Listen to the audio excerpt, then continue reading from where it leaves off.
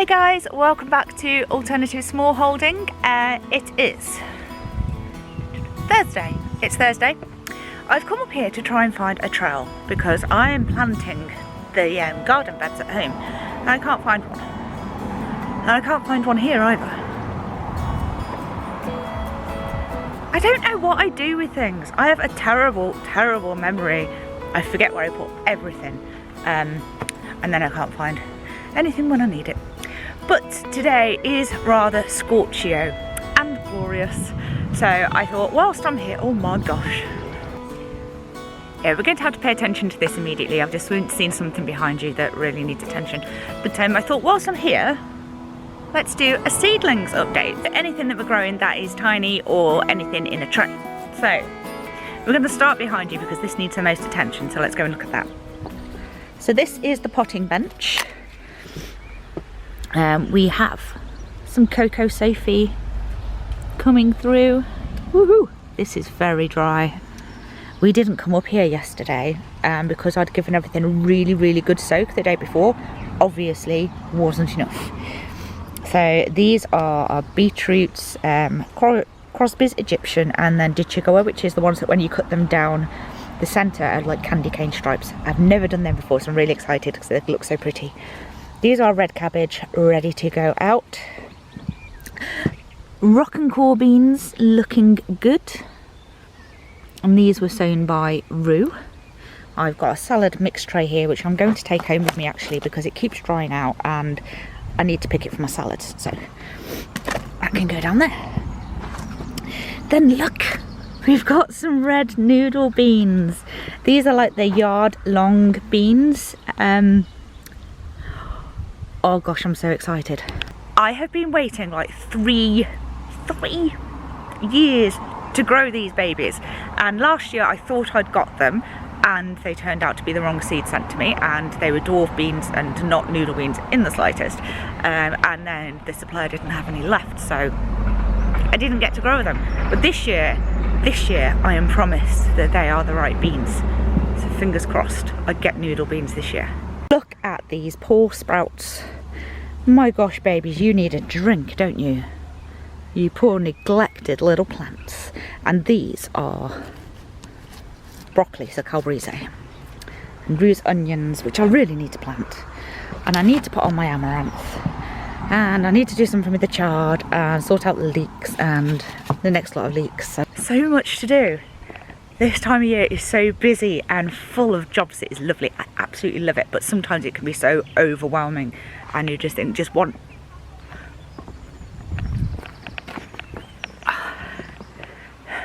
trowel. Right, put that in the bag. Hello monkey, how are you? Achoo. Good. You alright? Yeah. Say hello. Hello. Hello. Hello. Rue's got her music.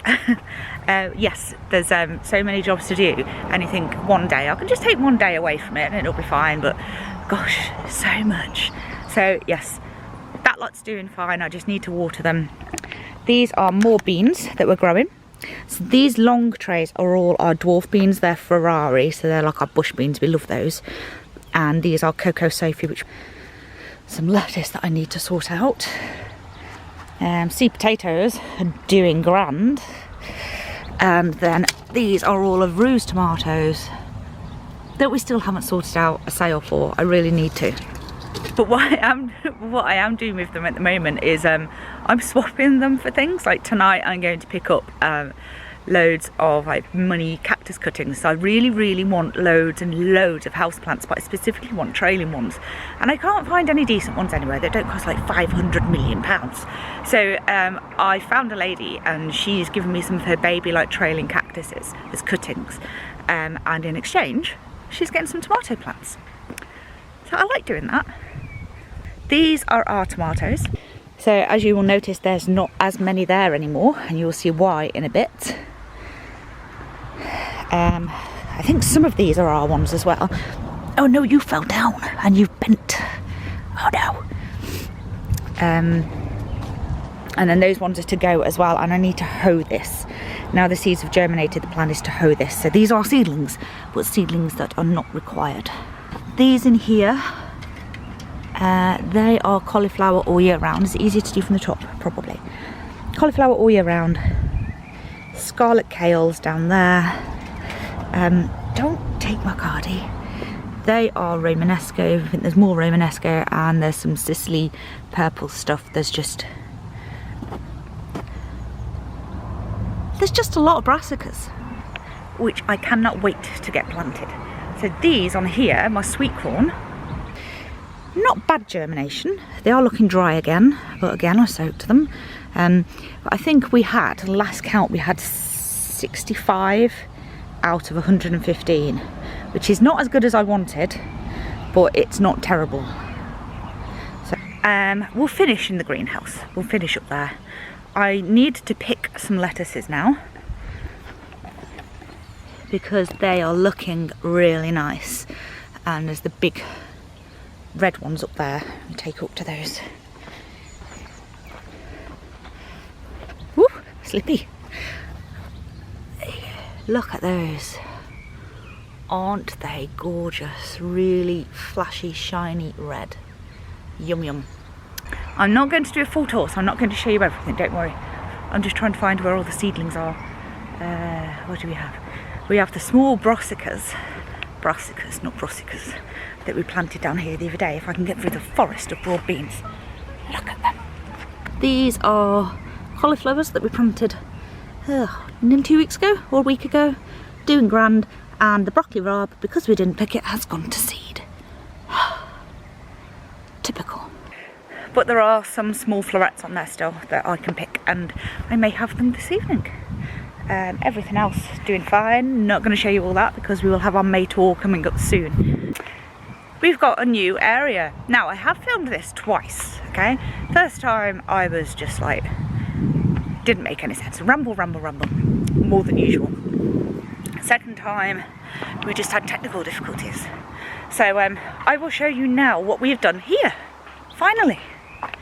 Well, first of all, we have the celeriac planted out, which looks good, it looks happy. And then, if we escape up, we've got some tomatoes in, guys. We have 1, 2, 3, 4, 5, 6 rows marked out. And the tomatoes have been going in. This gap here is bigger than all the others, but everything else is 50 centimetres. I'm trying to ignore how big that gap is and, you know, just getting over it, but it is making me twitch.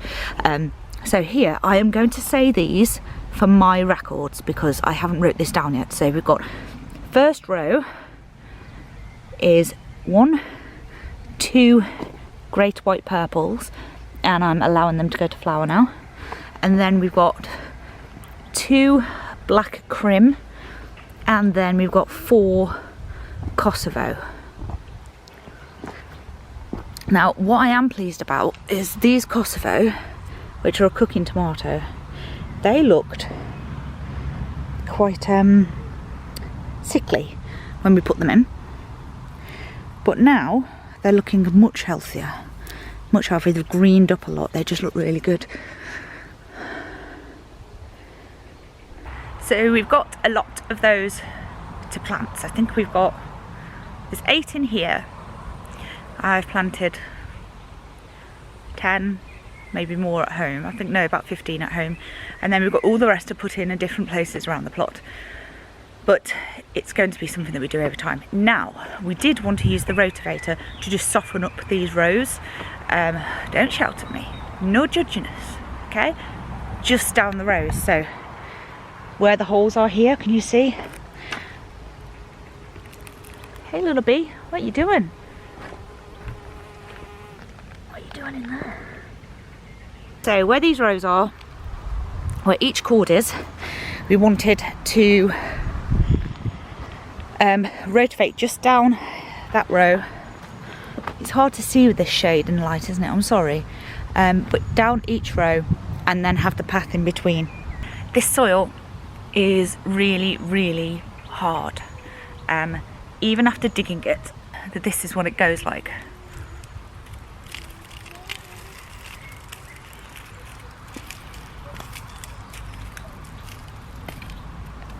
It's terrible. to be honest. We really need to get organic matter in here, but we don't have enough at the moment. So we are giving them a good feed when we're planting them and putting eggshells in there for calcium. I'll talk more about that when I actually do a video of me actually planting the tomatoes, and I'll show you how I do it. But the soil at this end of the plot doesn't look like it has been amended in a good few years, and even when we were digging out to put the tomatoes in, there was very few worms in here, like virtually none, which compared to the rest of the plot is quite strange, because there's like absolutely loads. The soil is full of life everywhere else. So up here the soil is pretty much terrible condition, but I'm hoping that the tomatoes, they can cope with that, hopefully, because we're going to feed them well, and going to give them a mulch over the season and make sure that they're well looked after. But the priority for the end of this year is to get this big bed sorted, because this soil needs some love, to be honest. It really does. But for now, it will have 48 tomatoes in it. Down that end, down there will be a bean frame at the end, which we got from our other plot, and I'm hoping to put some of the big beans in there. And I can't remember who it was, I'm sorry, but someone recommended leaving the front of it open so that Rake could crawl through, and then inside could be a little den, and I think that's a really cute idea. So hopefully we'll be doing that, and there'll be the rock and cool beans as well. They'll be kept separate from the other dwarf beans so that we can save the seed from those. So yeah, tomatoes are going in. I'm doing a little experiment with some pak choi.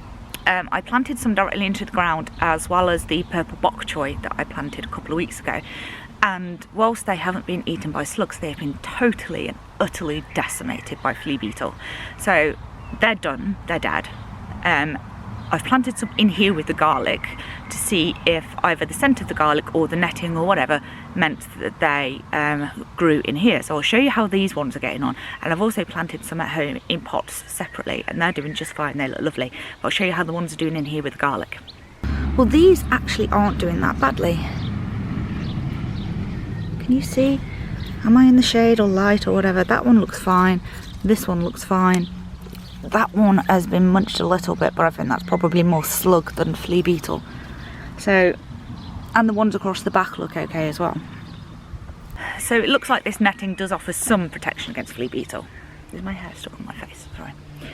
So I already knew that we had it here, and that's why I don't grow rocket directly into the ground. But it seems that anything that is leafy of that kind is definitely going to be subjected to a lot of flea beetle damage, which is a shame, but there are ways around it. We'll still have pak choi. Some of the coriander bed is coming up, so we've got seedlings coming up in here now, which is lovely. Another seedling that we have, and okay, we didn't plant it. Somebody did, maybe Mr. Squirrel.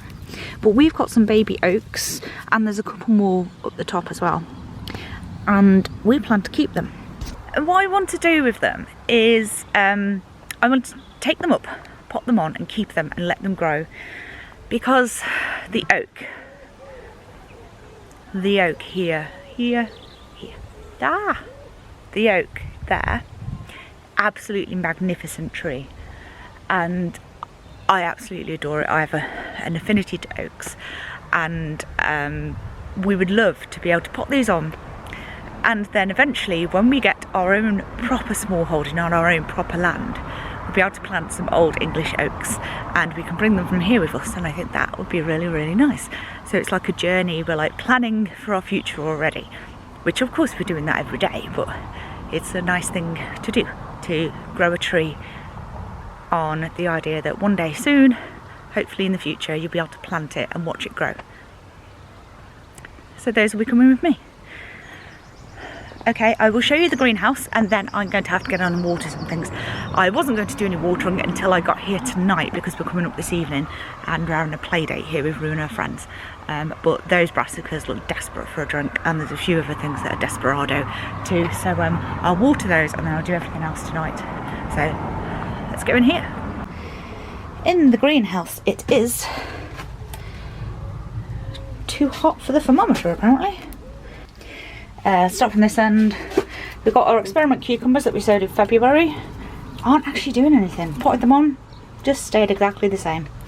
We've got our peppers in here now, and some of them are getting buds on. I think some of them over the other side are actually flowering, but they're doing nice. All of the peppers actually need potting on into bigger pots, so they'll be staying in the greenhouse here, not going in the ground. We have our cucumbers. No, these are squashes. So these are my buttercup squash, which are my favourite squash. And then we have cucumbers, which got Tamara and Armenian white, which are quite far behind actually. They're tiny compared to the others. So these are quite big. At the back, just poking through, we have our next sowing of okra. I love it when you can see that the soil's puckered up and you move it slightly and you can see new life underneath. Cover your back up, baby. Yeah, so that, and then we've got a festival squash there as well. So that's those. Here we've got zinnias, which don't really need to be in here anymore, but they are.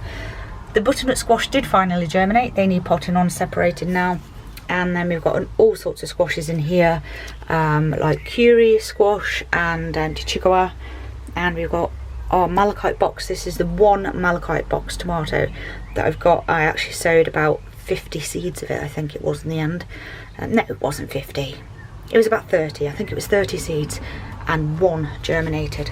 So I'm pleased that I've got that, but I don't know if it's actually going to come to anything. We brought these over today because they've done nothing at home outside. So these are our courgettes, the green courgettes. Our yellow courgettes have germinated just fine, but these haven't. And we've got another festival squash. Loads of peppers, an aubergine, just the one. More peppers. These peppers are absolutely in flower, so that's cool. And down here, what are you? Your mini cucumbers. So these are like a mini lunchbox cucumber. Watermelons haven't done anything. I think these are ruse pumpkins. One erupting and the other one hasn't yet. Basil looks, to be honest, like it's going to go to seed already. And then more peppers. And then down here, oh, there's some more of Rue's tomatoes that we need to sell them. Apparently it's currently, can you see, 45.3 in here, which is 113.5 Fahrenheit.